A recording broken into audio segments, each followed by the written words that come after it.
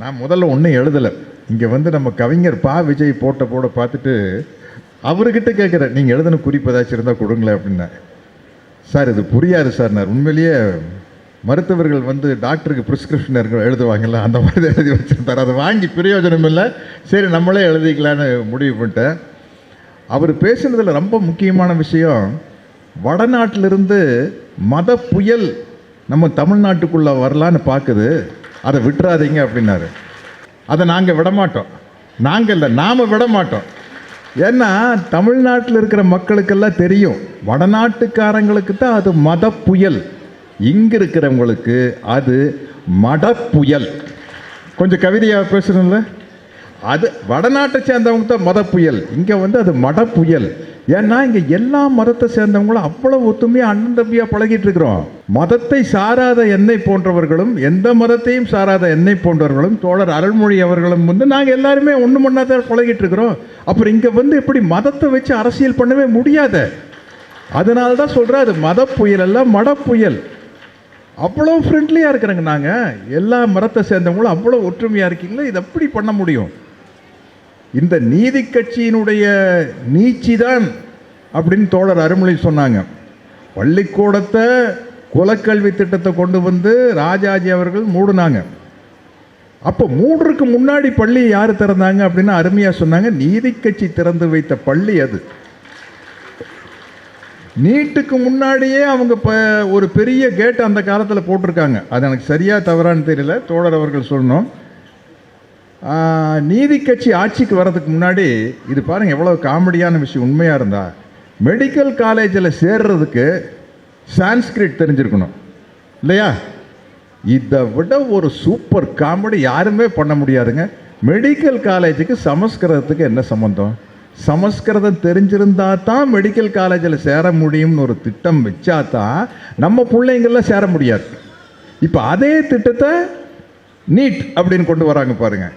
அதாவது நம்மளை படிக்க விடக்கூடாதுன்னு கங்கணம் கண்டிக்கிட்டு எதையோ பண்ணுறாங்க, ஆனால் நம்ம படிச்சுக்கிட்டே இருக்கிறோம். இன்றைக்கி எல்லா பெரிய பெரிய இடத்துல வந்து தாழ்த்தப்பட்ட பிற்படுத்தப்பட்ட சமூக சேர்ந்தவங்க பெரிய அளவில் வந்துட்டாங்க. அதுதான் இந்த திராவிட மாடல் ஆட்சியினுடைய மிகப்பெரிய சாதனை. நமது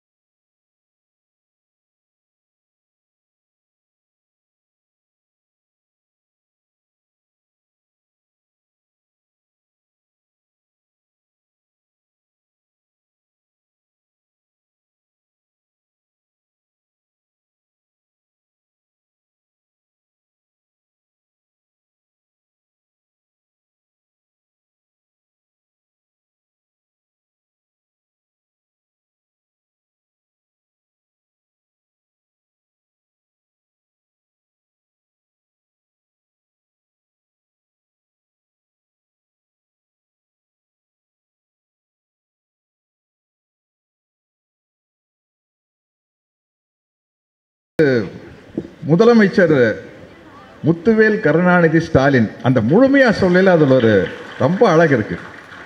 இது விவரம் இல்லாத சில பேர், என்ன நீங்கள் தமிழ்னு பேசுகிறீங்க, ஸ்டாலின்னு பேர் வச்சுருக்கீங்க, இங்கிலீஷில் பேர் வச்சுருக்கீங்க.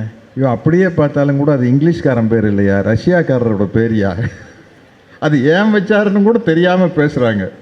ஸ்டாலின் அவர்கள் பிறந்த பொழுது அப்போ தான் பொது உடைமை சித்தாந்தம் உலகம் முழுவதும் காரல் மார்க்ஸ் அவர்களால் கொண்டு வரப்பட்ட மூலதனம் என்ற ஒரு தத்துவத்தின் மூலமாக உலக தொழிலாளர்களை ஒன்றுபடுங்கள் என்று கூறியதன் மூலமாக ஒரு மிகப்பெரிய புரட்சியும் கிளர்ச்சியும் ஏற்பட்டு ஒரு பொருளாதார சிந்தனையை பொறுத்த வரைக்கும் எல்லாருமே, தலைவர் கலைஞர் உட்பட ஐயா பெரியாரும் கூட பொருளாதாரத்தை பொறுத்த வரைக்குங்க என்னோட கொள்கை கம்யூனிஸ்ட் தானுங்க.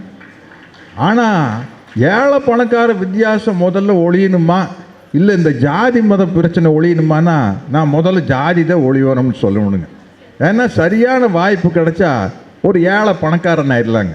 ஆனால் என்னதான் வாய்ப்பு கிடைச்சாலும் ஒரு தாழ்த்தப்பட்ட ஜாதியில் பிறந்தவோ உயர்ந்த ஜாதியான இடத்துக்கு வரவே முடியாதுங்க அப்படின்னு பெரியார் சொன்னார். அதுதான் இந்த அனைத்து ஜாதியும் அர்ச்சியர் ஆகலாம் அப்படிங்கிற பிரச்சனையில் இன்றைக்கி நடந்துக்கிட்டு இருக்கிறது அதுதான். அப்போ எல்லோருடைய பார்வையுமே அந்த ஒரு உயரிய தத்துவத்தை நோக்கி இருந்தது. மனிதநேயத்தின் உச்சம் மார்க்சியம்னு சொல்லலாம். அப்போ ஒரு குழந்தை பிறந்தது கலைஞருக்கு, 2வது பையன். அந்த நேரத்தில் ரஷ்யாவில் மிகப்பெரிய புரட்சி ஆரம்பித்து லெனின் அதுக்கப்புறம் ஸ்டாலின் அவர்கள், அங்கே ரஷ்யாவில் இருக்கிற ஸ்டாலின் வந்ததுனால அவருடைய நினைவை போற்றும் விதமாக ஸ்டாலின் அப்படின்னு இவருக்கு பேர் வச்சார். ஏன் அவர் அப்படி இருக்கார் அப்படின்னா, அவருடைய சுயசரிதை எழுதினார், உங்களில் ஒருவன் புத்தகம். அதை நான் படித்தேன். அந்த புத்தக வெளியீட்டு விழாக்கும் போயிருக்கேன். அவர் ஏதோ கலைஞருடைய மகன் அப்படிங்கிறதுலே வந்துடல.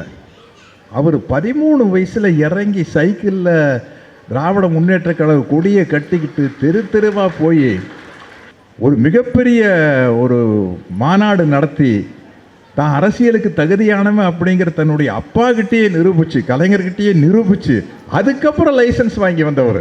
அதனால் அவர் அல்ப சொல்பமாக ஒன்றுமே செஞ்சிட முடியாது. இந்த பகையாளி உள்ள விட்டுறக்கூடாது. அதில் நம்ம கேர்ஃபுல்லாக இருந்தோம்னா ஏதோ நம்மளுக்குள்ளே அடிச்சுக்குவோம் போய்க்குவோம், அந்த மாதிரி தான் வச்சுக்க முடியும் மொழிய. ஏன்னா ஒவ்வொரு விஷயத்துலையும் நான் கலைஞரை பார்க்கும்போது, நான் கலைஞரை மேடையில் வச்சுட்டு பல தடவை பராசக்தி வசனத்தை, மனோகரா வசனத்தை எல்லாம் பேசி காட்டிகிட்டு இருப்பேன். ஒரு தடவை இந்த பெரியார் படத்தில் நடிக்கிறதுக்காக கலைஞர்கிட்ட வாழ்த்து வாங்க போனப்போ அவர் என்னை சக்தின்னு தான் கூப்பிடுவார். சக்தி, நீ எப்போவுமே மேடையில் நான் தம்பி கணேசனுக்காக எழுதின வசனத்தையே பேசி காட்டிகிட்டு இருக்கிற, நீ தீவிரமான எம்ஜிஆர் ரசிகன் தானே? நான் எம்ஜிஆருக்கு எழுதின ஒரு அருமையான வசனம் இருக்குது, நான் சொல்கிறேன், அடுத்த தடவை நீ அதை மேடையில் பேசி காட்டு. என்னங்க ஐயா அப்படின்னா, நாம் படம், நாம்ங்கிற ஒரு படத்தை தயாரிப்பாளர் யார் தெரியுங்களா? கலைஞர் ஐயா அவர்கள், எம்ஜிஆர் அவர்கள், PS வீரப்பா வில்லனா, கதாநாயகன், வில்லன், ரைட்டர் எல்லாம் சேர்ந்து ஒரு படம் எடுக்கிறாங்க. காசிலிங்கம் அப்படிங்கிற டைரக்டர். அந்த படத்தில் எம்ஜிஆர் ஒரு காட்சியில் வருவார். எதிர்பாராத விதமாக வில்லன் வீரப்பா வந்துடுவார். வந்தோடனே எம்ஜிஆர் ஆச்சரியத்தோடு பார்ப்பார். வீரப்பா கேட்பார், என்ன முகத்திலே ஆச்சரியக்குறி அப்படின்ட்டு. அதுக்கு எம்ஜிஆர் சொல்லுவார், ஆம் ஆச்சரியக்குறிதான், அதையே சற்று வளைத்தால் கேள்விக்குறியாக மாறிவிடும். கேள்விக்குறியும் அறிவாளும் ஒரே போல் தான் இருக்கும் என்பதை மட்டும் மறந்து விடாதீர்கள். நல்லா இருக்குது இல்லை? எங்கிட்ட கேட்குறாரு சர்டிஃபிகேட். நல்லா இருக்கு. ஏங்க நீங்கள் எழுதின வசனம் நல்லா இருக்கான்னு எங்கிட்ட கேட்குறீங்க? இது நான் எம்ஜிஆருக்காக பேசின வசனம், நான் எழுதின வசனம், இதை மேடையில் பேசி காட்டு, கை தட்டு வாங்க அப்படின்னாரு. கை தட்டிட்டீங்க. கலைஞர் அன்னைக்கு சொன்னது சரியா இருக்கு. மொத்தம் பொதுவாக பேசுறது இல்லை, புள்ளி விவரத்தோட திராவிட மாடல் ஆட்சினா என்ன, சமூக நீதினா என்ன அப்படிங்கிறது அவ்வளவு அழகாக எடுத்து சொல்கிறாங்க.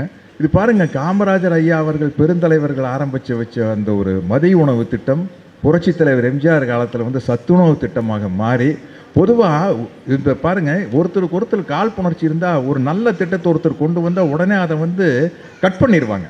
வேறு ஆட்சி வந்தால் கட் பண்ணுவாங்க. ஆனால் இவங்களுக்கெல்லாம் ஒரே சிந்தனை இருந்திருக்குது. எங்கள் பெருந்தலைவர் காமராஜர் காலத்து ஆட்சியே திராவிட மாடல் ஆட்சி தான். ஏன்னா எல்லாரும் படிக்கிறோம்னு ஆசைப்பட்டார்ல பெருந்தலைவர். பேர் அப்படி இல்லை, அந்த ஆட்சிக்கு பேர் அப்படி இல்லை. ஆனால் எல்லோரும் படிக்க வேண்டும், எல்லோருக்கும் வேலை வாய்ப்பு கிடைக்க வேண்டும் என்று நினைத்த அந்த தொடர்ச்சி பாருங்கள். பெருந்தலைவர் கொண்டு வந்த ஒரு மதிய உணவு திட்டத்தை சத்துணவு திட்டமாக புரட்சி தலைவர் மாற்றுறாரு. அதில் முட்டையை கொண்டு வந்து வைக்கிறாரு டாக்டர் கலைஞர் அவர்கள். அதை சிற்றுண்டியாக மாற்றுறாரு நம்ம ஸ்டாலின் அவர்கள். ஏன்னா ஒரே நோக்கம்தான், எல்லாரும் படிக்கணும். எல்லாரும் படிக்கணும்னு என்ன, எல்லாத்துக்கும் அறிவு வரணும். படிக்கக்கூடாதுன்னு சொல்கிறவங்க யாருக்கு அறிவு வரக்கூடாது? நம்மளுக்கு மட்டும்தான் அறிவு இருக்கணும். அப்போ தான் நம்மக்கிட்ட கை கட்டி நின்று, சாமி இந்த கேஸ் எப்படியாச்சும் பார்த்து முடிச்சு கொடுங்க அப்படின்னு கேட்போம். அதுக்காகத்தான் இத்தனை வேலைகள் நடக்குது. ஆகையினால் இன்னைக்கு வந்து நம்ம தமிழ்நாடு முதலமைச்சரினுடைய அருமையான திட்டங்களை பற்றி சொல்லிக்கிட்டே போகலாம்.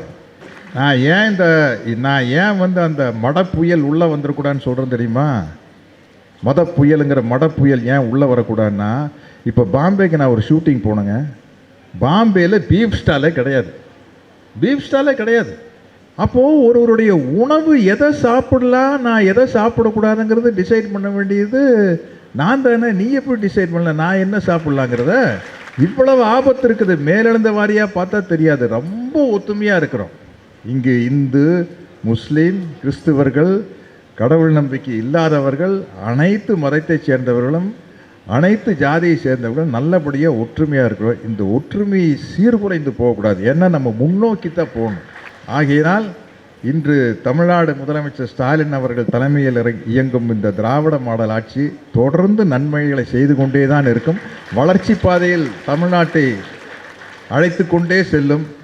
ஆகையால் இதற்கு எப்படி அறநிலையத்துறைக்கு அரணாக சேகர் பாபு இருக்கிறாரோ, அதை போல இந்த திராவிட மாடல் ஆட்சிக்கு அரணாக நாம் எல்லோரும் இருக்க வேண்டும் என்று கூறி விடைபெறுகிறேன். நன்றி, வணக்கம்.